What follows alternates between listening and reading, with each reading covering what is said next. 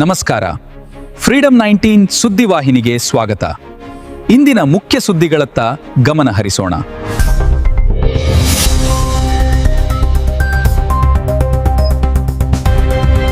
ನಮಸ್ಕಾರ, ನೀವು ನೋಡ್ತಾ ಇದ್ದೀರಾ ಫ್ರೀಡಂ 19 ನ್ಯೂಸ್ ಚಾನೆಲ್. ನಿಖರ ಮತ್ತು ಪರಿಶೀಲಿತ ನಿರಂತರ ಸುದ್ದಿಗಳನ್ನ ಜವಾಬ್ದಾರಿಯುತವಾಗಿ ತಲುಪಿಸುವಂತ ವಿಶ್ವಾಸಾರ್ಹ ಸುದ್ದಿ ವೇದಿಕೆ ಫ್ರೀಡಂ 19 ನ್ಯೂಸ್ ಚಾನೆಲ್ಗೆ ತಮಗೆಲ್ಲರಿಗೂ ಆತ್ಮೀಯವಾದಂತಹ ಸ್ವಾಗತ. ಬನ್ನಿ ಇವತ್ತಿನ ಸುದ್ದಿಗಳನ್ನ ನೋಡೋಣ.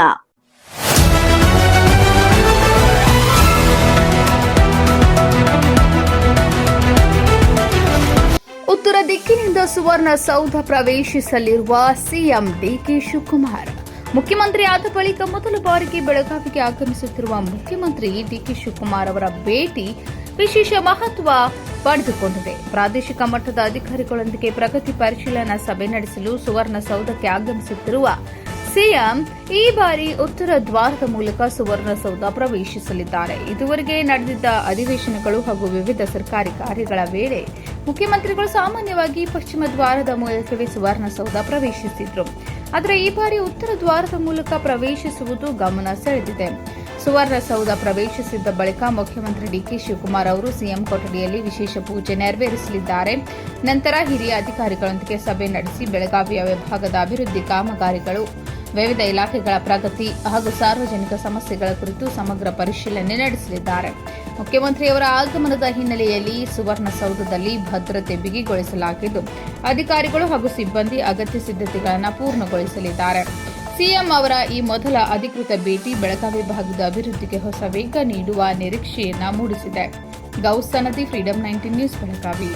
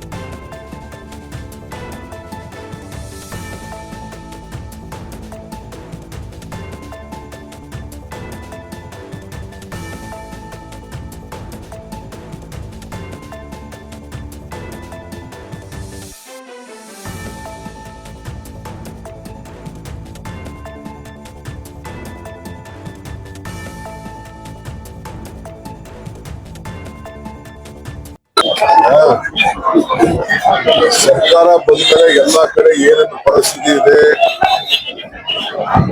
ಮಳೆ ಏನಿದೆ, ಬೆಳೆ ಏನಿದೆ ಅಂತೆಲ್ಲ ಪರಿಶೀಲನೆ ಮಾಡಕ್ಕೆ ಎಲ್ಲ ಡಿವಿಷನ್ಗಳಿಗೆ ಭೇಟಿ ಕೊಡಬೇಕು ಅಂತ ಈಗಾಗಲೇ ಬಸವ ಕಲ್ಯಾಣದಿಂದ ಪ್ರಾರಂಭ ಮಾಡಿದ್ದೇವೆ. ಬಸವ ಕಲ್ಯಾಣ ಅಂತ ಮುಗಿಸಿ ಬೀದರ್ ಹೋಗಿ, ಬೀದರಿಂದ ಗುಲ್ಬರ್ಗಾಗೆ, ಕಲಬುರಗಿಗೆ ಹೋಗಿ ಮಾಡಿ ಬಂದಿದ್ದೇವೆ. ಇವತ್ತು ಬೆಳಗಾಂ ಎಲ್ಲ ನಮ್ಮ ಮಿನಿಸ್ಟರ್ಸ್ ಬಂದಿದ್ದಾರೆ.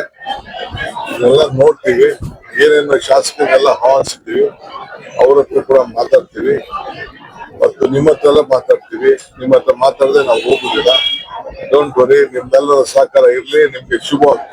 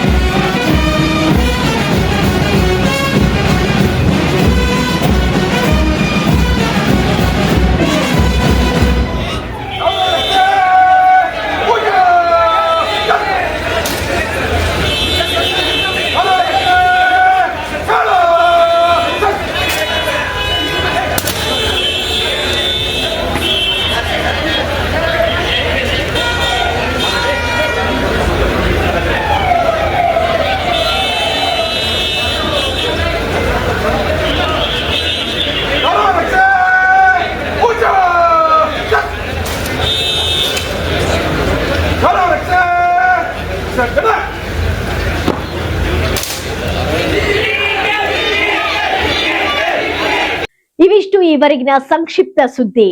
ನೋಡ್ತಾ ಇರಿ ಫ್ರೀಡಂ 19 ನ್ಯೂಸ್ ಚಾನೆಲ್. ಧನ್ಯವಾದಗಳು.